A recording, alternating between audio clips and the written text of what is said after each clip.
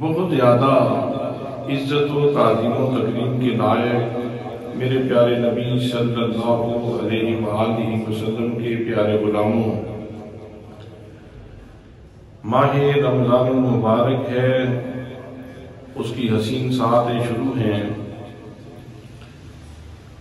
زمان کے اعتبار سے بھی ہم اس وقت اللہ کی رحمت کے جھرمٹ میں ہیں، اور مکان کے اعتبار سے بھی ہم اللہ کریم کی رحمت کی اماجگاہ میں ہیں۔ زمانی اعتبار سے ماہ رمضان ہے، یہ اللہ کا مہینہ ہے، اور مکانی اعتبار سے مسجد ہے، یہ اللہ کا گھر ہے۔ ہر دو لحاظ سے اللہ کریم نے ہمیں رحمتوں سے مالا مال کر رکھا ہے، بس ضرورت اس بات کی ہے کہ ہم اس کی لطافت کو محسوس کریں اور اس کی برکتوں کو حاصل کرنے کی کوشش کریں۔ اگر کسی انسان کی آنکھ، بصیرت کی آنکھ کام نہ کرتی ہو، احساس کی آنکھ اندھی ہو اور شعور کے دریچے بند ہوں، تو کوئی کعبۃ اللہ کے پاس سے گزر جائے، کوئی مسجد نبوی کے پاس سے گزر جائے تو اس کو کچھ حاصل نہیں ہوتا۔ لیکن جس کو عطا کریم نے چشم بیدار عطا فرما رکھی ہے، اور جس کو عطا کریم نے اپنی محبت سے معمور دل عطا فرما رکھا ہے، اس کے لیے یہ حوالے چھوٹے حوالے نہیں ہوتے۔ وہ دور سے بھی اللہ کی کسی نشانی کو دیکھ لیتا ہے تو اس کا دل محبت الہی میں مچلنا شروع ہو جاتا ہے۔ حضرات محترم، اللہ کریم نے اس ہنگام ہمیں دو نعمتوں سے مالا مال کر رکھا ہے، ایک اللہ کا گھر ہے اور دوسرا رمضان اللہ کا مہینہ ہے۔ اور پھر تیسری بات یہ ہے کہ ہم جمعہ کا روز بھی ہمیں حاصل ہے۔ تیسری برکت یہ ہے کہ جمعہ کا روز بھی حاصل ہے، جو مسلمانوں کے لیے عید کا دن ہے۔ اور پھر چوتھی بات یہ ہے کہ ہم سب اللہ کا کلام سننے اور سمجھنے کے لیے حاضر ہوئے ہیں، اور اس طلب کے ساتھ، اس تان کے ساتھ، اس آرزو کے ساتھ کہ اللہ کا حکم سنیں گے، کوئی بات اچھی ملے گی اس کے اوپر عمل کریں گے، ہمارا رب ہمارے اوپر راضی ہو جائے گا، اور اللہ کی رضا ہی بندہ مومن کا آخری مقصود ہے اور آخری منزل ہے۔ اسی لگن میں اور اسی تگ و دو میں انسان کی پوری زندگی گزرنی چاہیے۔ میرے دوستوں، میرے بھائیوں، میرے عزیزوں، قرآن مقدس ہمارے لیے محبتوں کی ایک لازوال دستاویز ہے۔ اس کے اندر اللہ کریم کے جتنے فرامین ہیں وہ بڑے بامانہ ہیں، اور ان کے اندر بڑی سچائیاں موجود ہیں، بلکہ سچائیوں سے معمور ہے پورا قرآن مقدس۔ تو اللہ کریم نے اس پوری مخلوق میں سے سب سے زیادہ جس کو اپنی قدرت کا شاہکار قرار دیا ہے وہ انسان ہے، وہ انسان ہے۔ یہ اتنا حسین ہے، اس کو اتنا جمیل کیا گیا ہے کہ اللہ کریم اس کے حسن کی بات کرنے سے پہلے، اس کی تکوین کی بات کرنے سے پہلے، اس کی تخلیق کی بات کرنے سے پہلے، اس کے جمال کی بات کرنے سے پہلے اللہ کریم 4 قسمیں یاد فرماتا ہے۔ والتین، مجھے قسم ہے انجیل کی، مطلق انجیل کی قسم بھی کہی جا سکتی ہے، لیکن انجیل کو یہ شرف حاصل ہے کہ انجیل مصطفیٰ کریم صلی اللہ تعالیٰ علیہ وسلم کی غذا بھی بنی ہے۔ تو اس لیے میں یوں بھی کہہ سکتا ہوں کہ اللہ کریم نے یوں قسم اٹھائی، والتین، مجھے قسم ہے انجیل کی جو مصطفیٰ کریم صلی اللہ تعالیٰ علیہ وسلم کی غذا کا شرف پانے لگا، یہ شرف پا گئے۔ والزیتون، اور مجھے قسم ہے زیتون کی۔ زیتون کی مطلق قسم بھی ترجمہ کیا جا سکتا ہے، لیکن زیتون کو جو شرف حاصل ہے وہ یہ ہے کہ وہ محبوب کی زلفوں میں سجا اور سج گیا۔ تو یوں کہا جا سکتا ہے کہ والزیتون، مجھے زیتون کی قسم ہے جو میرے محبوب کی زلفوں میں سج گیا۔ اور وطور سینین، اور مجھے طور سینہ کی قسم ہے۔ طور سینہ وہ ہے جس کے اوپر اللہ کریم نے اپنی صفاتی تجلی ڈالی اور وہ ریزہ ریزہ ہو گیا، جل کر سرما ہو گیا۔ مجھے قسم ہے طور سینہ کی۔ اور طور سینہ کو یہ بھی شرف حاصل ہے کہ معراج کی رات نبی مکرم صلی اللہ تعالیٰ علیہ وسلم نے 2 رکعت نماز نفل بھی یہاں پڑھی۔ تو اس لیے طور سینہ کو جو اعزازات نصیب ہیں اس کی وجہ سے قسم یاد فرمائی جا رہی ہے، وطور سینین، اور مجھے طور سینہ کی قسم ہے۔ وہذا البلد الامین، اور اس امن والے شہر مکہ المکرمہ کی قسم ہے جس کو محمد مصطفیٰ صلی اللہ علیہ وآلہ وسلم کی صورت میں پیغمبر امن، پیغمبر سلامتی عطا فرما کے ہم نے اس پورے شہر کو ہی بلد الامین قرار دے دیا۔ مجھے اس امن والے شہر مکہ المکرمہ کی قسم ہے۔ 4 قسمیں یاد فرمائیں۔ اس کے بعد پھر فرمایا لقد خلقنا الانسان فی احسن تقویم، لام تاکید ہے، کا تحقیق کے لیے ہے، پھر آگے جمع کا صیغہ ہے، تاکید در تاکید۔ آپ خود اندازہ فرمائیں کہ 4 قسمیں، پھر لام تاکید، پھر کا تحقیق کا، پھر جمع کا صیغہ، اور پھر ارشاد فرمایا لقد خلقنا الانسان فی احسن تقویم، ہم نے اس انسان کو احسن تقویم پہ پیدا کیا ہے۔ حسین نہیں کہا، احسن کہا۔ احسن کا مطلب ہے بہت زیادہ خوبصورت بنایا، بہت زیادہ خوبصورت بنایا ہے ہم نے اس انسان کو۔ حضرات، اس انسان کو اللہ کریم نے بہت زیادہ خوبصورت بنایا ہے، اس کی تکوین بہت زیادہ خوبصورت ہے۔ پھر اللہ کریم نے پھر ساتھ مزید یہ ارشاد فرمایا وَلَقَدْ كَرَّمْنَا بَنِي آدم، ہم نے بنی آدم کو تکریم عطا فرمائی۔ تکریم کا تاج بھی اللہ کریم نے اس انسان کو عطا فرمایا، اور جتنی جہان کی چیزیں ہیں ساری کی ساری اس کے لیے اللہ کریم نے مسخر فرما دی۔ جہان کی ساری چیزیں اس کے لیے مسخر کر دی گئیں۔ سورج کی روشنی اس کے لیے مسخر ہے اللہ کریم کی طرف سے، چاند کی چاندنی اس کے لیے مسخر ہے اللہ کے حکم سے، جتنے جانور ہیں وہ سارے کے سارے اس کے لیے مسخر ہیں اللہ کے حکم سے۔ آپ نے یقیناً دیکھا ہوگا کہ ایک گرانڈیل ایک اونٹ، اس کو ایک چھوٹا سا بچہ اس کی نکیل پکڑ کے جا رہا ہے اور وہ اتنا بڑا اونٹ اس کے پیچھے چل رہا ہے۔ تو یہ اللہ کریم نے کرم فرمائے ہیں انسان کے اوپر کہ چاند اس کا نوکر ہے، سورج اس کا نوکر ہے، پہاڑ اس کے نوکر ہیں، نباتات اس کے نوکر ہیں، جمادات اس کے نوکر ہیں، ساری کائنات کو اس کی خدمت پہ لگا دیا، اور خود انسان کو جس کو اللہ کریم نے احسن تقویم بھی عطا فرمائی، ساتھ ہی اپنی محبت کا جوہر بھی اس کے سینے میں انڈیلا، اس کی روح کی پاتال میں انڈیلا، اور کہا کہ یہ موتی گم نہ ہونے دینا، اس کو ذرا پالش کرتے رہتا۔ اس محبت کے جوہر کو، موتی کو پالش کرتے رہنا، یہ ہماری ڈیوٹی لگائی۔ اور یہ پالش کیسے ہوتا ہے؟ یہ اللہ کی بارگاہ میں جھکنے سے ہوتا ہے، سجدہ ریزیوں سے ہوتا ہے، آنسو بہانے سے ہوتا ہے، اللہ کو یاد کرنے سے ہوتا ہے، اللہ کریم کی ذات گرامی کا ذکر کرنے سے ہوتا ہے، محبوب کریم صلی اللہ تعالیٰ علیہ وسلم کے درود پاک پڑھنے سے ہوتا ہے۔ حضرات محترم، جس انسان کو اللہ کریم نے یہ اتنا بڑا شرف عطا فرمایا، اس کے اوپر کچھ پابندیاں عائد کی ہیں۔ نماز پڑھنا یہ بندے کے اوپر لازم ہے، اسی طرح روزہ رکھنا یہ بندے کے اوپر لازم ہے۔ تو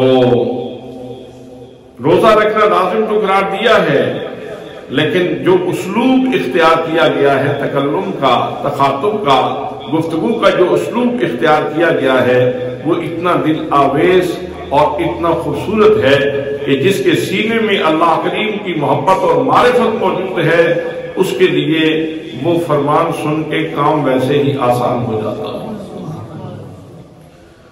برادران اسلام، آئیے اٹھائیے قرآن مقدس، پروردگار عالم کا یہ فرمان کتنا حسین ہے، کتنا جمیل ہے اللہ کریم کا کلام۔ اللہ کریم ارشاد فرماتا ہے، فرمایا یا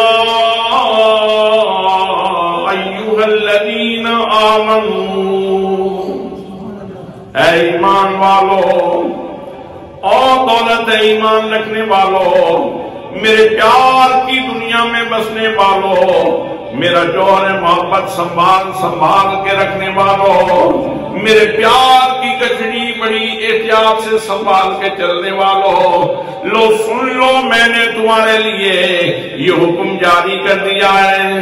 فرمایا یا ایھا الذین آمنوا، اے صاحبان ایمان، اے ایمان کی ثروتیں رکھنے والوں، اے مشتاقان حسن ازل، اے فریفتگان حسن مطلق، اللہ کریم کے حسن کے طالب ہو، میں نے تمہارے اوپر روزے فرض کر دیے ہیں۔ یا ایھا الذین آمنوا کتب علیکم الصیام، تمہارے اوپر روزے فرض کر دیے گئے ہیں۔ حضرات محترم، کتنا دل آویز خطاب ہے جو اللہ کریم نے مومنوں سے فرمایا۔ اللہ کریم کے مخاطب کرنے کے تین انداز ہیں۔ کبھی اس طرح بھی مخاطب فرماتا ہے یا ایھا الناس، جب یا ایھا الناس کے ساتھ مخاطبت فرمائے اس وقت اپنے بھی شامل ہوتے ہیں، بیگانے بھی شامل ہوتے ہیں، سب کو یاد کیا جاتا ہے، سب سے بات کی جاتی ہے۔ حضرات محترم، اور کبھی اللہ کریم کا مخاطبہ یوں بھی ہوتا ہے، اللہ کریم بیگانوں کو مخاطب کر کے ان کو وعید سناتا ہے اور فرماتا ہے یا ایھا الکافرون، اے کافرو۔ اور یہ بات بھی اپنے محبوب صلی اللہ تعالیٰ علیہ وسلم سے کہلوائی۔ اللہ کریم نے ان کو ان کی طرف روئے سخن کرنا بھی مناسب نہیں سمجھا۔ اللہ کریم نے فرمایا محبوب تم کہہ دو قل یا ایھا الکافرون، محبوب تم کہہ دو اے کافرون، لا اعبد ما تعبدون، میں ان کی پوجا نہیں کرتا جن کی تم پوجا کرتے ہو، میں تم سے ادارے برات کرتا ہوں، میں تم سے الگ ہوتا ہوں، میں تمہارے ساتھ چلنے کے لیے بالکل تیار نہیں ہوں۔ حضرات محترم، یہ دو طرح کا مخاطبہ تھا جو اللہ کریم نے کبھی اپنوں اور بیگانوں کو جمع کر کے کیا، کبھی صرف کافروں سے مخاطب فرمایا، لیکن جب اللہ کریم اپنے خالص بندوں سے بات کرنا چاہتا ہے تو اس کا انداز تکلم یہ ہے، انداز تخاطب یہ ہے، گفتگو کرنے کا انداز یہ ہے۔ اللہ کریم ارشاد فرماتا ہے، فرمایا یا ایھا الذین آمنو، اے ایمان والو، اے ایمان کی سروتیں رکھنے والو۔ حضرات محترم، اس کی لذت پوچھنی ہو تو صدیق اکبر سے پوچھئے، جناب فاروق اعظم سے پوچھئے، جناب عثمان غنی سے پوچھئے، جناب حضرت علی حیدر کرار سے پوچھئے، یا جناب امام حسن رضی اللہ تعالیٰ عنہ سے پوچھئے، جنہوں نے تربیت نبی مکرم صلی اللہ تعالیٰ علیہ وسلم کی گود میں پائی ہے۔ امام حسن مجتبی رضی اللہ تعالیٰ عنہ، آپ قرآن مقدس کی تلاوت فرما رہے ہیں، جب قرآن مقدس پڑھتے پڑھتے یا ایھا الذین آمنو کے کلمات کے اوپر آتے ہیں، امام حسن کی آنکھوں سے برسات شروع ہو جاتی ہے، رونا شروع ہو جاتے ہیں، ہچکیاں بن جاتی ہیں، اور اپنے رب کی بارگاہ میں عرض کرتے ہیں لبیک اللہم لبیک، لبیک اللہم لبیک، لبیک اللہم لبیک۔ اس کا کیا مطلب ہے؟ لبیک اللہم لبیک کا مطلب کیا ہے؟ لبیک کی جو اصل عبارت ہے وہ بنتی ہے الف لک البابین۔ اے یاد کرنے والے تو مجھے ایک دفعہ یاد کرتا ہے، میں دو دفعہ حاضر ہوں۔ سبحان اللہ، میں دو دفعہ حاضر ہوں۔ اور حضرت امام حسن مجتبی رضی اللہ تعالیٰ عنہ قرآن مقدس کس شوق سے پڑھتے ہیں، کس محبت سے پڑھتے ہیں، کس چاہت سے پڑھتے ہیں، قرآن مقدس پڑھنے کا انداز کیا ہے؟ حضرات محترم، قرآن مقدس پڑھتے ہیں جہاں یا ایھا الذین آمنو کے کلمات آتے ہیں وہاں ڈوب جاتے ہیں اللہ کی محبت۔ سبحان اللہ، آنکھوں سے آنسو کا نکلنا یہ کھیل تو نہیں، یہ تماشا تو نہیں ہے، یہ تسنن اور بناوٹ تو نہیں ہے۔ اور حضرات محترم، اس گھر میں تسنن ہے ہی نہیں، اس گھر میں دکھلاوا ہے ہی نہیں، اس میں ریاکاری ہے ہی نہیں۔ جناب سیدنا امام حسن مجتبی رضی اللہ تعالیٰ عنہ اپنے رب کے حضور کرتے ہیں لبیک اللہم لبیک، لبیک اللہم لبیک۔ اے میرے مولا میں حاضر ہوں، میرے ربا میں حاضر ہوں، میرے پروردگار میں حاضر ہوں، تیرا جو بھی حکم ہوگا میں اس کی تعمیل کے لیے تیار ہوں۔ آپ ہی فرمایا کرتے تھے کہ لوگوں اگر اللہ کریم سے باتیں کرنا چاہتے ہو تو نماز پڑھا کرو۔ سبحان اللہ، اگر تم اللہ کریم سے باتیں کرنا چاہتے ہو، تم یہ شرف حاصل کرنا چاہو کہ میں اپنے رب سے بات کروں، سبحان اللہ، معراج کی لذت حاصل کروں، اپنے رب سے گفتگو کروں، تو پھر قرآن مقدس کی تلاوت کرو۔ اور اگر تمہاری مرضی یہ ہو کہ تمہارا رب تم سے باتیں کرے تو پھر قرآن مقدس کی تلاوت کرو، اللہ تم سے باتیں فرمائے۔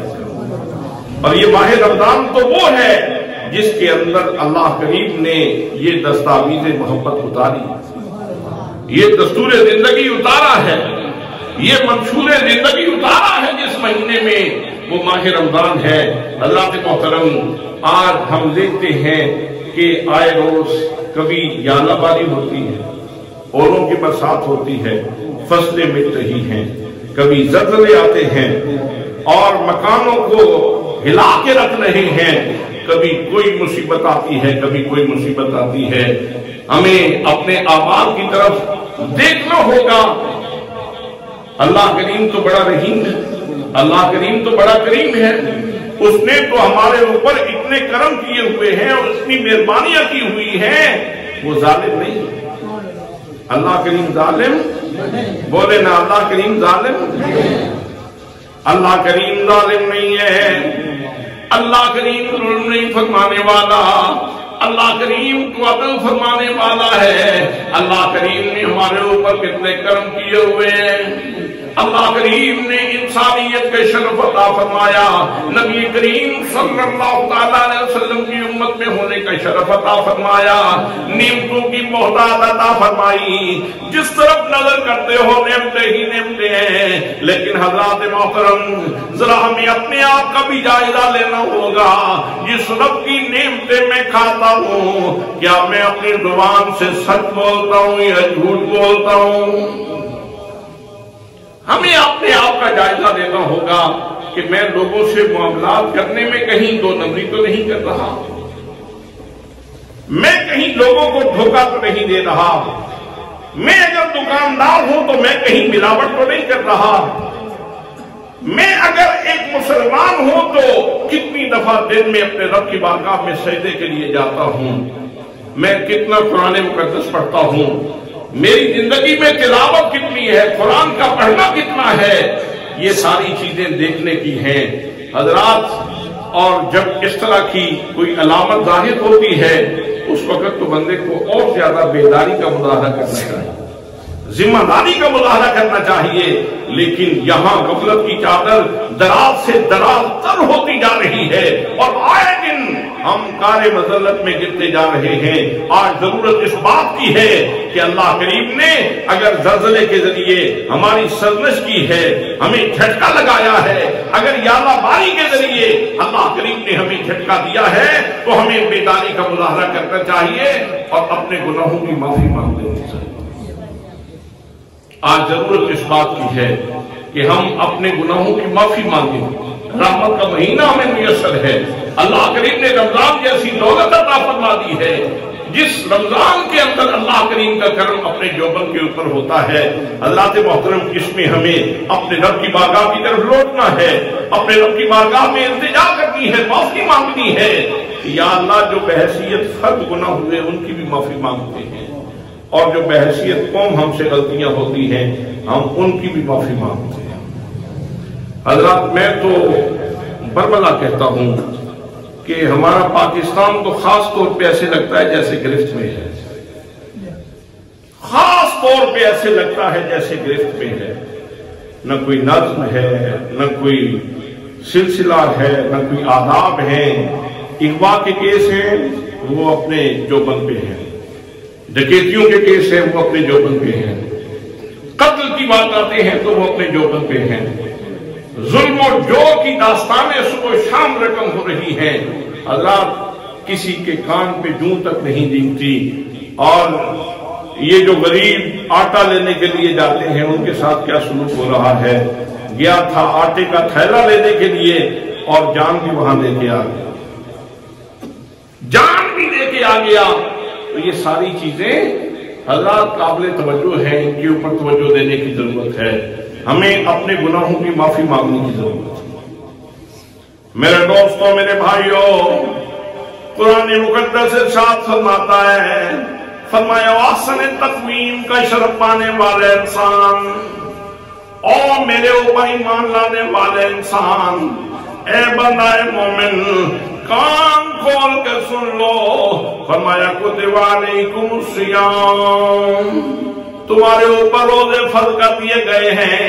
حضرات محترم، بندہ جب یہ حکم سنتا ہے، میں جو اتنا لاڈلا ہوں، میں جو اتنا اللہ کریم کی نعمتوں کا پالا ہوا ہوں، میرے اوپر جب اتنا کرم برس رہا ہے کہ آسمان میرا نوکر بنا دیا، چاند میرا نوکر بنا دیا، سورج میرا نوکر بنا دیا، زمین کو میری خدمت کے اوپر لگا دیا، نباتات میرے نوکر بنا دیے، حیوانات میرے نوکر بنا دیے، میرے لیے مسخر کر دیے، پھر بارے الہا یہ کیا معاملہ ہے؟ مجھے کیوں تو بھوکا رکھنا چاہتا ہے؟ مجھے افلاس سے کیوں گزارنا چاہتا ہے؟ یا اللہ، یہ میرے اوپر پابندی جو لگائی جا رہی ہے یہ پہلے بھی کسی کے اوپر لگی تھی کہ نہیں لگی تھی؟ تو اللہ کریم ارشاد فرماتا ہے، فرمایا کما کتب علی الذین من قبلکم، فرمایا تم سے پہلے بھی جو میرے بندے گزرے ہیں میں نے ان کو اس مشقت سے گزارا ہے، اس محنت سے گزارا ہے، اس عمل سے گزارا ہے۔ یا اللہ وجہ کیا ہے؟ کیوں اس مشقت سے گزارنا چاہتا ہے؟ اس محنت سے کیوں گزارنا چاہتا ہے؟ تو جواب ملتا ہے، اللہ کا قرآن جواب دیتا ہے، فرمایا لعلکم تتقون۔ یہ سارے کا سارا معاملہ اس لیے کیا گیا کہ تاکہ تو صاحب تقوی بن جائے، تجھے تقوی کی دولت نصیب ہو جائے۔ سبحان اللہ، تجھے تقوی مل جائے۔ تقوی کیا ہوتا ہے؟ تقوی کہتے کسے ہیں؟ تقوی کا مفہوم کیا ہے؟ امام راغب اصفہانی رحمت اللہ تعالی علیہ نے مفردات القرآن کے اندر لکھا، آپ فرماتے ہیں تقوی کا مفہوم یہ ہے جہاں اللہ کریم نے جانے کا حکم دیا ہے وہاں سے کبھی غیر حاضری نہ ہو، اور جہاں جانے سے منع کیا ہے وہاں کبھی تو نظر نہ آئے، وہاں کبھی تو نظر نہ آئے۔ یہ تقوی ہے، یہ تقوی ہے۔ اس احساس کے ساتھ کہ میرے رب نے یہاں مجھے جانے کا حکم دیا ہے، اگر میں نہیں جاؤں گا تو وہ روٹ نہ جائے، وہ روٹ نہ جائے، کہیں وہ روٹ نہ جائے، اور میرے رب نے فلان جگہ پہ جانے سے مجھے روکا ہے، اگر وہاں جاؤں گا تو کہیں وہ روٹ نہ جائے۔ سبحان اللہ تو کہتے کہیں وہ روٹ نہ جائے۔ اس جذبہ لطیف کے ساتھ انسان زندگی گزارے تو اسے تقوی کہا جاتا ہے، اور جس کے پاس یہ دولت ہو اسے متقی کہا جاتا ہے، اسے صاحب تقوی کہا جاتا ہے۔ تو اللہ کریم نے یہ روزے اس لیے فرض کیے ہیں۔ اللہ کریم خود ارشاد فرماتا ہے، ہم چاہتے یہ ہیں کہ تجھے یہ تقوی کا ذوق لطیف نصیب ہو جائے، احساس لطیف نصیب ہو جائے، تیرے رگ و پیر میں یہ بات سرایت کر جائے۔ ہر عمل سے پہلے تو یہ سوچ لے کہ یہ کام کیسے کر سکتا ہوں، یہ کروں گا کہیں وہ روٹ تو نہیں جائے گا، یہ قدم اٹھاؤں گا کہیں وہ روٹ تو نہیں جائے گا، میں یہ کام کروں گا تو میرے ہاتھ بڑھانے سے کہیں وہ روٹ تو نہیں جائے گا، میں اس طرف دیکھ رہا ہوں میرے اس طرف دیکھنے سے کہیں وہ روٹ تو نہیں جائے گا، میں یہ چیز سن رہا ہوں میری یہ چیز سننے سے کہیں وہ روٹ تو نہیں جائے گا۔ حضرات وہ بندہ جس کی زندگی کے شب و روز، جس کے صبح و مساء، جس کی زندگی کی خلوت و جلوت اس احساس لطیف سے مزین ہو جائے، اس کو متقی کہا جاتا ہے۔ تو اللہ کریم ارشاد فرماتا ہے کہ میں نے تجھے فقط بھوکا پیاسا رکھنے کی مشق ویسے نہیں کروائی کہ تو جس طرح کا انسان پہلے تھا ویسے ہی اب بھی رہے، بدل جاؤ، اپنے آپ کو بدل۔ یہ رنگ روٹی ہے، یہ ریفریشر کورس ہے۔ میرے دوستوں، میرے بھائیوں، کتنی خوبصورت مشق ہے۔ آج تو موسم بھی اچھا ہے، کبھی گرمیوں میں بھی روزے آتے ہیں۔ انسان دوپہر کے وقت پیاس سے نہ ڈالو، بھوک نے اسے پریشان کر رکھا ہو اور وہ کمرے کے اندر موجود ہو، پانی کی ٹھنڈے پانی کی سرائی بھی موجود ہو، لذیذ کھانا بھی موجود ہو، تو وہ ہاتھ بڑھانا تو بہت دور کی بات ہے، نظر اٹھا کے بھی نہیں دیکھتا، نظر اٹھا کے بھی نہیں دیکھتا۔ اللہ وجہ کیا ہے؟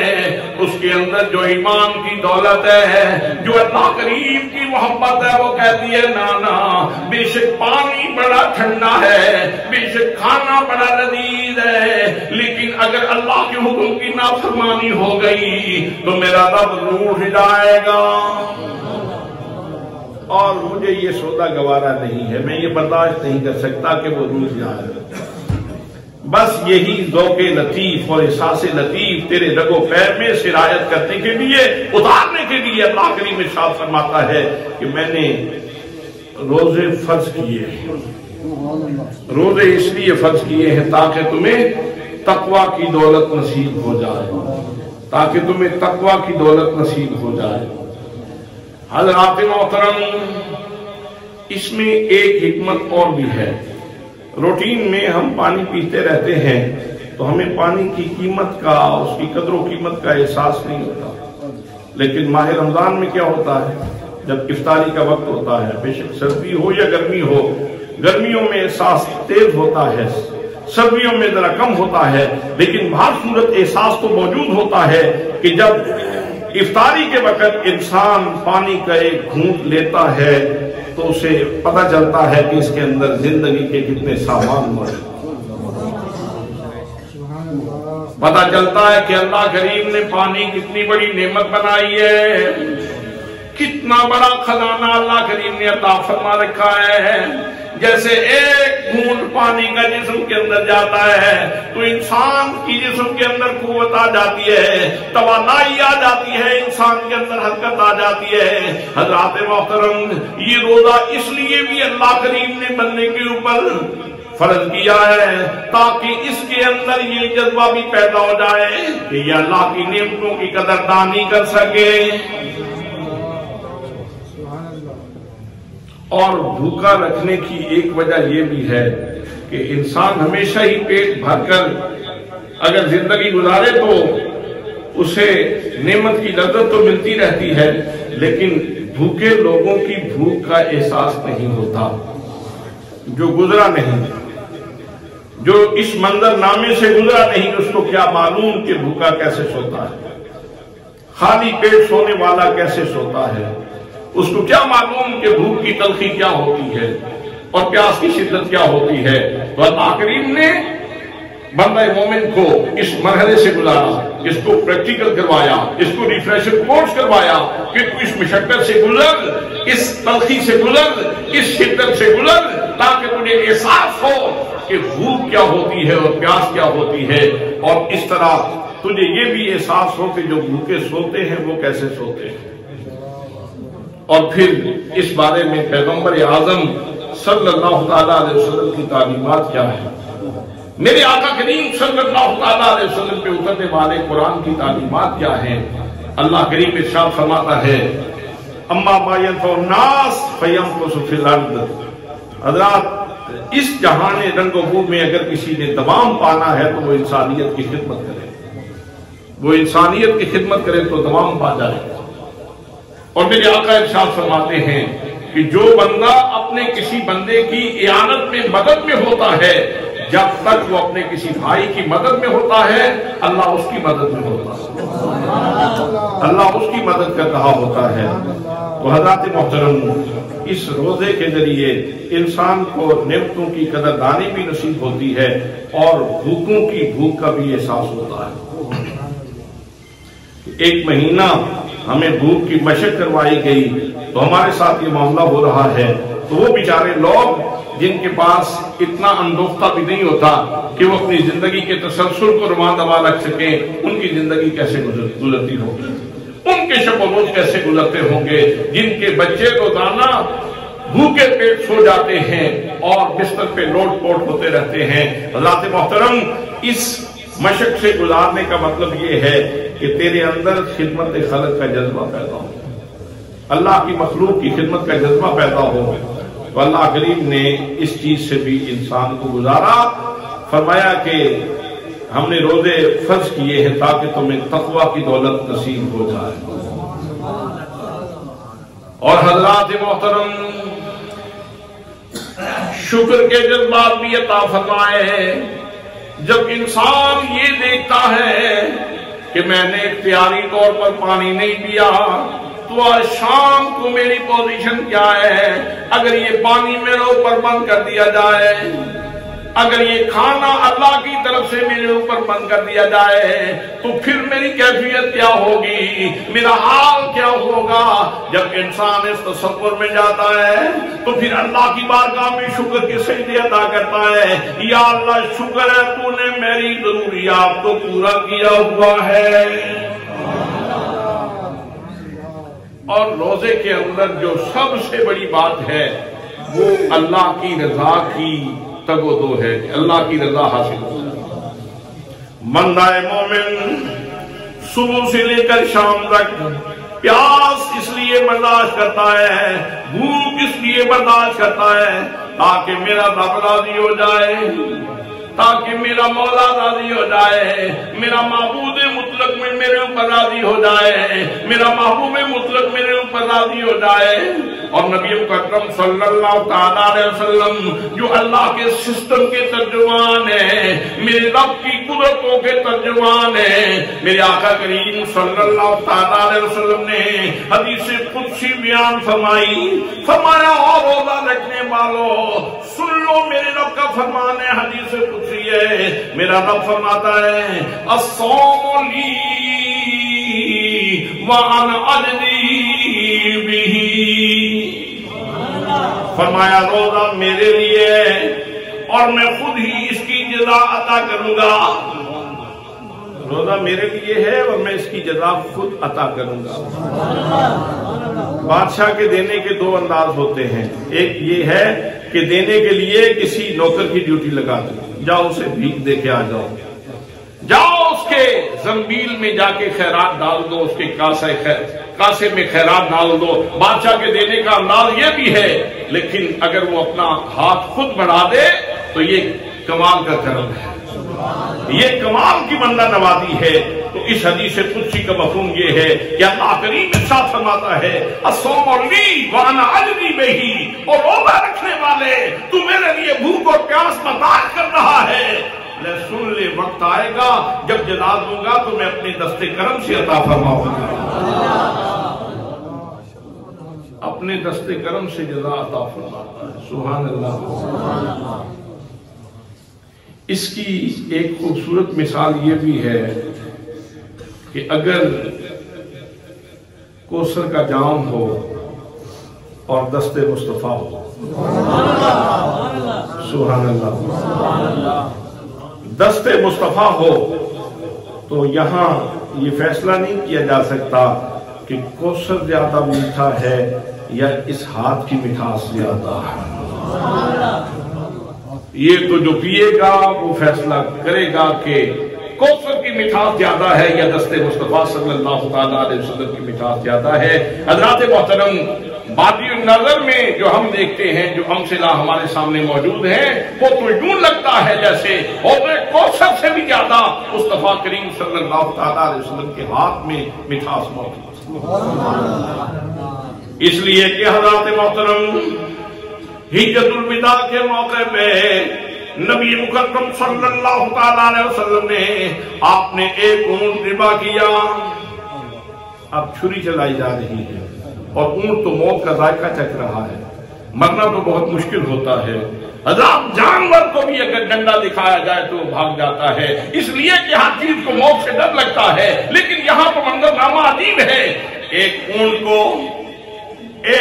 کو میرے آقا کریم صلی اللہ تعالیٰ علیہ وسلم ذبح کر کے فارغ نہیں ہوتے، دوسرا اونٹ آ کے اپنی گردن رکھ دیتا ہے اور کہتا موت کی شیرینیاں بانٹنے والے، موت کی تلخی کو شیرینی میں بدل دینے والے، میری گردن پہ چھری رکھ اور مجھے موت آشنا کر دے، مجھے موت کا پیالہ پلا دے۔ حضرات محترم دوسرے سے بھی فارغ نہیں ہوئے، تیسرے اونٹ نے آ کے گردن رکھ دی، یا رسول اللہ مجھے ذبح فرمائے، ابھی تیسرے سے فارغ نہیں ہوئے، چوتھے نے آ کے اپنی گردن رکھ دی، یا رسول اللہ مجھے ذبح فرمائے۔ حضرات محترم، میرے آقا کریم صلی اللہ تعالیٰ علیہ وسلم کی دست اقدس میں کتنی مٹھاس ہے کہ میرے آقا کے دست کرم نے موت کی تلخیوں کو بھی شیرینی میں بدل دیا ہے۔ اب اگر آپ کو ذوق لطیف نصیب ہے تو اس چیز کی لطافت کو محسوس کیجئے کہ اگر آقا کریم صلی اللہ تعالیٰ علیہ وسلم سے ملنے والے، آپ کے دست کرم سے ملنے والی موت کے اندر اتنی مٹھاس موجود ہے تو حوض کوثر کے اندر کتنی مٹھاس موجود ہے۔ اور آقا کریم تو پھر بھی مخلوق ہیں، اگر مخلوق کے ہاتھ سے چیز ملے تو اتنی میٹھی ہے تو خالق خود عطا فرمائے تو وہ کتنی میٹھی ہو۔ اگر عطا خالق کے ہاتھ سے ملے، معبود مطلق کے ہاتھ سے ملے، جس کے لیے مصطفیٰ کریم صلی اللہ تعالیٰ علیہ وسلم بھی جس کی محبت میں تڑپتے ہیں، یاد کرتے ہیں، آنسو بہاتے ہیں، غار حرا میں جاتے ہیں، وہاں جا کے ذکر کرتے ہیں، وہاں اللہ کا ذکر کرتے ہیں، اس کی یادوں کے چراغ جلاتے ہیں۔ حضرات محترم، جس کی طلب میں، جس کی تانگ میں میرے آقا کریم صلی اللہ تعالیٰ علیہ وسلم راتوں کو جاتے ہیں، اس قادر کریم کے ہاتھ سے جب بندے کو رضا کا جام ملے گا، جب عنایات عطا ہوں گی، تو اس وقت اس کے کیف کا عالم کیا ہوگا۔ سبحان اللہ۔ روزہ میرے لیے ہے اور میں خود ہی اس کی جزا دوں گا۔ سبحان اللہ، میں خود ہی اس کی جزا دوں گا۔ بادشاہ کی عطا کے کیا کہنے، سبحان اللہ، مالک کی عطا کے کیا کہنے، سبحان اللہ۔ اس کی ایک قرات یوں ہے، الصوم لی وانا اجزا بہ، روزہ میری خاطر ہے، اس میں کوئی نمود نہیں۔ کتنے لوگ بیٹھے ہیں، کسی کو کسی کا پتہ نہیں روزہ ہے کہ نہیں ہے، جو کچھ ہے اندر ہی اندر ہے، اور وہ جانتا ہے تو مالک جانتا ہے۔ کون کس کیفیت میں ہے، مالک جانتا ہے۔ کس کو کتنی حلاوت نصیب ہے، مالک جانتا ہے۔ کون کتنے درد میں ہے، مالک جانتا ہے۔ کس کے سینے میں کتنے چراغ فروزاں ہیں محبت کے، مالک جانتا ہے۔ حضرات محترم، فرمایا الصوم لی، روزہ میری خاطر ہے، وَأَنَا أُجْزَىٰ بِهِ، اور روزہ رکھنے والوں، چند لمحوں کے لیے، چند گھنٹوں کے لیے بھوک برداشت کرنے والوں، پیاس برداشت کرنے والوں، لو سن لو، جب جزا کی باری آئے گی تو میں تمہیں یہ اعلان کرتا ہوں، تمہیں یہ پیغام دیتا ہوں، میں تمہیں یہ معاہدہ دیتا ہوں، عطائیں تو اپنی جگہ پہ، جنت کی بہاریں تو اپنی جگہ پہ، جنت کی حوریں تو اپنی جگہ پہ، جنت کے انعامات نفیسہ تو اپنی جگہ پہ۔ اور میرے بندو، میری محبت میں روزہ رکھنے والوں، لوگ سن لو، جنت کی بہاریں اپنی جگہ پہ، میں تو اعلان کرتا ہوں میں خود ہی تمہارا بن جاؤں گا، میں خود ہی تمہارا بن جاؤں گا۔ سبحان اللہ، سبحان اللہ، سبحان اللہ، سبحان اللہ، سبحان اللہ، سبحان اللہ۔ مالک کہتے کہ میں تیرا بن جاؤں گا، تو میرا بننا کتنا مشکل کام ہے روزہ رکھنا۔ جی آج کے موسم میں کوئی مشکل نہیں، کوئی مشکل نہیں، اور اس وقت تو بہت ضروری ہے۔ جن حالات سے ہم گزر رہے ہیں، ان حالات میں روزہ رکھنا بھی ضروری ہے، تخلیے میں بیٹھ کے رونا بھی بہت ضروری ہے، گناہوں کی معافی مانگنا بھی بہت ضروری ہے۔ صبح زلزلہ، شام کو زلزلہ، اولوں کی بارش اور فصلیں تباہ، حضرات غذائی قلت کے خطرات، غریبوں کا بھوکوں سے مرنا، ایک تھیلا آٹے کے لیے اپنی جان دے دینا، یہ سارے مناظر یہ اچانک تو پیدا نہیں ہوئے، آہستہ آہستہ معاملات گمبھیر سے گمبھیر تر ہوتے جا رہے ہیں۔ یہ گمبھیر سے گمبھیر تر ہو رہے ہیں۔ ٹھیک ہے، کچھ تو انتظامی کمزوریاں بھی ہو سکتی ہیں کہ کسی نے انتظامی کمزوری کی اور یہ آٹے میں ہم اس نوبت پہ پہنچ گئے، لیکن یہ جو زلزلہ آیا ہے یہ کس کا مسئلہ ہے؟ یہ جو اولے برسے ہیں یہ کس کا مسئلہ ہے؟ یہ جو فصلیں سفید ہو گئیں، اتنے اولے برسے، یہ منڈی بہاؤدین کا ذخیرہ ترین علاقہ ہے جہاں اولے اتنے برستے ہیں کہ تیلا نہیں رہتا۔ سوچنے کی بات ہے کہ کہیں ہمارے اعمال میں اتنا سکم آ گیا ہے، اتنی کمزوری آ گئی ہے، اتنا ضعف آ گیا ہے، اتنی بربادی آ گئی ہے کہ ہم اس نوبت پہ پہنچ چکے ہیں کہ محمد مصطفیٰ صلی اللہ تعالیٰ علیہ وسلم کی امت ہونے کے باوجود ہمارے اوپر کیفیات یہ ہیں۔ کوئی سائنسدان آپ سے بولے گا تو وہ سائنسی توجیحات پیش کرے گا کہ یوں اس طرح ہوا تو اس طرح ہوا تو اس طرح ہوا۔ حضرات وہ عقل ہے، سو بہانے بنا لیتی ہے، لیکن انسان یہاں اس کارگاہ حیات میں جہان ابتلا میں ہے، جہان آزمائش میں ہے، یہاں عسر بھی آتا ہے، یسر بھی آتا ہے، یہاں نشیب بھی آتا ہے، فراز بھی آتا ہے، لیکن اللہ کریم کے ساتھ فرماتا ہے جو تیرے اوپر خرابی آتی ہے، جو تیرے اوپر مصیبت آتی ہے، وہ اصل میں تیرے اپنے ہاتھوں کا کیا ہوا ہے۔ ان اللہ لا یغیر ما بقوم حتی یغیروا ما بانفسہم، اتنی دیر تک اللہ کریم نے کسی قوم کی حالت نہیں بدلی جب تک وہ اپنی حالت کو خود نہیں بدلتے۔ ہمیں خود کو اپنی حالت بدلنی ہے، ہمیں خود کو بدلنا ہے، اپنے معاملات کو بدلنا ہے، ان میں بہتری لانی ہے، اللہ کی بارگاہ میں معافی مانگنی ہے۔ اور یہ تو بڑا خوبصورت موقع مل گیا ہے۔ نبی مقدم صلی اللہ تعالیٰ علیہ وسلم کا ارشاد گرامی ہے، فرمایا من صام رمضان ایمانا و احتسابا غفر له ما تقدم من ذنبه۔ فرمایا او میرا امتیو، یہ بات کان کھول کر سن لو، جو بھی اللہ کی رضا کے لیے روزہ رکھتا ہے اور ساتھ ساتھ اپنا محاسبہ بھی کرتا ہے، تو اس محاسبے کی وجہ سے وہ اس طرح گناہوں سے پاک ہو جاتا ہے جیسے آج ہی ماں کے بطن سے باہر آیا ہے۔ من صام رمضان ایمانا، ایمان کی لذتوں سے بہرہ ہو کر کے روزہ رکھو اور اپنے آپ کا احتساب کرو، اپنے آپ کا احتساب کرو، اپنا محاسبہ کرو، گریبان میں اس طرح اپنا سر جھکاؤ، نیچے دیکھو۔ میں نے ایک بزرگ تشریف لائے تو ان سے میں نے کہا، اسٹوڈنٹ دور تھا، میں نے کہا حضرت اس کے اوپر اپنا آٹوگراف تو دے دیں۔ انہوں نے ایک جملہ مجھے ارشاد فرمایا، قرآن کا جملہ ہے، انہوں نے وہ جملہ ارشاد فرمایا، میں آج تک بھول نہیں سکا اس کو، اور میں آج آپ کی خدمت میں بھی وہی تحفہ پیش کرتا ہوں۔ میں نے ان سے کہا کہ حضرت آٹوگراف دیں، انہوں نے کہا اقرا کتابک، لمبا چوڑا آٹوگراف کی کوئی ضرورت نہیں، اپنی کتاب پڑھ، اپنی کتاب پڑھو۔ آج ضرورت ہے امت مسلمہ کو، اور خاص طور پہ پاکستان کے باسیوں کو اپنی کتاب پڑھنے کی ضرورت ہے۔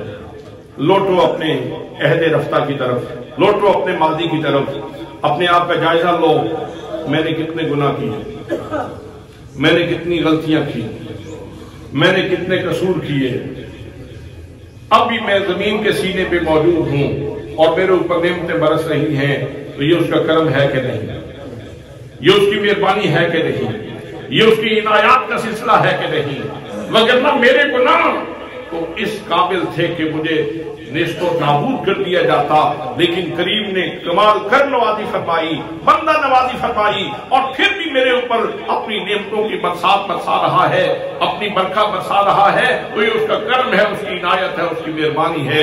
حضرات محترم، جب ہم اپنی کتاب پڑھیں گے، ہر بندہ جب اپنی کتاب پڑھے گا تو اسے ضرور احساس ہوگا کہ یار مجھے توبہ کرنی ہے، اور رات کو سونے سے پہلے ایک دفعہ تو ضرور اپنے رب سے چند باتیں کر کے ہی سونا چاہیے۔ تو نے دن دیا تھا کام کرنے کے لیے، مجھ سے بہت ساری غلطیاں ہوئی ہیں، میں تیری رضا کے معیار پہ نہیں آ سکا، تو جو مسٹیکس ہو گئی، جو غلطیاں ہو گئی، جو قصور ہو گئے، تو اپنے کرم سے مہربانی فرما اور مجھے سونے سے پہلے معاف فرما۔ موت یہ نیند جو ہے نا، نیند یہ موت صغریٰ ہے، یہ موت کی چھوٹی بہن ہے نیند۔ انسان جب نیند میں جاتا ہے تو کسی اور جہان میں چلا جاتا ہے، اب سویرے جب اللہ کریم اٹھاتا ہے تو یہ اس کی قدرت کا ایک نمونہ ظاہر ہوتا ہے۔ الحمدللہ الذی احیانا بعد ما اماتنا والیہ النشور۔ تمام تعریفیں اس رب کے لیے ہیں جس نے میرے اوپر موت طاری کی اور پھر صبح مجھے پھر زندگی عطا فرمائی۔ والیہ النشور، اور اسی کی طرف ہمارا حشر و نشر ہونا ہے، اسی کی طرف ہم نے جمع ہونا ہے۔ تو حضرات، رات کو سونے سے پہلے توبہ کرنی چاہیے، رونا چاہیے، معافی مانگ لینی چاہیے۔ تو نے دن دیا تھا کام کرنے کے لیے، مجھ سے غلطیاں ہوئی، میں اس معیار پہ نہیں آ سکا، مجھے آج کی غلطیوں کی معافی دے دے، اور کل کا دن جو تو نے عطا فرمانا ہے تو مجھے توفیق والا دن عطا فرما، مجھے توفیق عمل والا دن عطا فرما، مجھے نیکی والا دن عطا فرما، مجھے اپنی اطاعت اور بندگی والا دن عطا فرما۔ اپنا محاسبہ کر کے ہمیں سونا چاہیے۔ تو عرض کر رہا ہوں کہ یہ ماہ رمضان، یہ تو بڑی خوبصورت اللہ نے نعمت عطا فرما دی ہے، اور حضور صلی اللہ تعالیٰ علیہ وسلم نے یہ بھی ارشاد فرمایا، للصائم فرحتان، روزہ دار کے لیے دو خوشیاں ہیں، روزہ دار کے لیے دو خوشیاں ہیں۔ فرحت حین یفطر، ایک خوشی تو اسے اس وقت ہوتی ہے جب وہ روزہ افطار کرتا ہے۔ اس کے بھی دو مفہوم ہیں۔ ایک مفہوم یہ ہے کہ ڈاڈی پیاس لگی سی، شکر ہے پانی کا گھٹ لگا ہے، ایک یہ زاویہ ہے خوشی کا۔ دوسرا زاویہ یہ ہے کمزور سا سائی نے حکم دیتا سی، شکر ہے وہ حکم پورا ہوا ہے، شکر ہے میں مسکین کروں، ایک دا حکم پورا ہوا ہے، شکر ہے سب شکر ہے۔ یہ ہے اصل پیمانہ خوشی کا۔ اور پھر افطار کی بھی دو قسمیں ہیں، ایک افطار جزوی ہے اور ایک افطار کلی ہے۔ افطار جزوی روزانہ آپ افطار کرتے ہیں، اور عید والے دن کو افطار کلی کہا جاتا ہے۔ تو اس دن بھی خوشی اس بات کی ہوتی ہے، یہ نہیں کہ کسٹرڈ کھایا تو بڑی خوشی ہوئی، نہیں، اس بات کی خوشی ہوئی رمضان آیا تھا، اپنی طرف سے کوشش کی ہے کہ مالک کا حکم پورا ہو جائے، اس کی نزاکتوں کا خیال رہ جائے، کوشش کی ہے، رات کو تراویح پڑھنے کا شرف بھی حاصل ہوا، اور قرآن مقدس بھی سنا، اور ساتھ ساتھ روزہ رکھنے کی سعادت بھی نصیب ہوئی۔ تو میں اس پہ اللہ کا شکر ادا کرتا ہوں۔ ایک خوشی تو روزہ دار کے لیے یہ ہے، اور دوسری خوشی یہ ہے وَفَرْحَةٌ حِينَ يَلْقَىٰ رَبَّهُ، ایک خوشی اسے اس وقت ہوگی جب وہ اپنے رب سے ملاقات کرے گا۔ یہ اتنی بڑی بات ہے، میں نہیں اس کی لطافتوں کو سمیٹ سکتا لفظوں میں۔ اللہ نے کتنی جگہوں پہ قرآن مقدس میں مومنین کے لیے، مسلمین کے لیے، مومنوں کے لیے یہ کہا کہ تم میری ملاقات کرو گے، تم میری ملاقات کرو گے۔ تو وہ ملاقات کی لذت کیا ہے، وہ پھر جب ملاقات ہوگی تو تبھی بیان ہو سکتی ہے۔